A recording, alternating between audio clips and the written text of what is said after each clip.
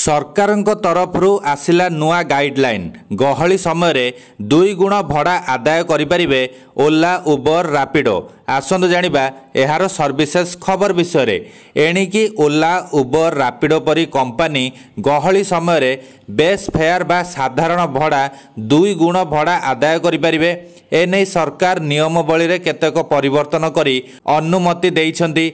एने आवश्यक निर्देश जारी करने को राज्य सरकार मानू केंद्र सड़क परिवहन और राजपथ मंत्रालय पक्षरु परामर्श दि जाइछि।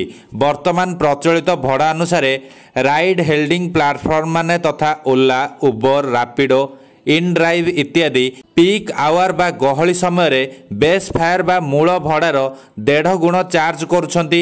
सरकारक अनुमति पर एबे गहली बा अत्यधिक चाहिदा समय 2 गुण भड़ा यात्री मानक ठारू आदाय करि परिबे। 3 मास मध्यरे गाइडलाइन जारी करने को राज्य सरकार मानक कुहा जाइछि।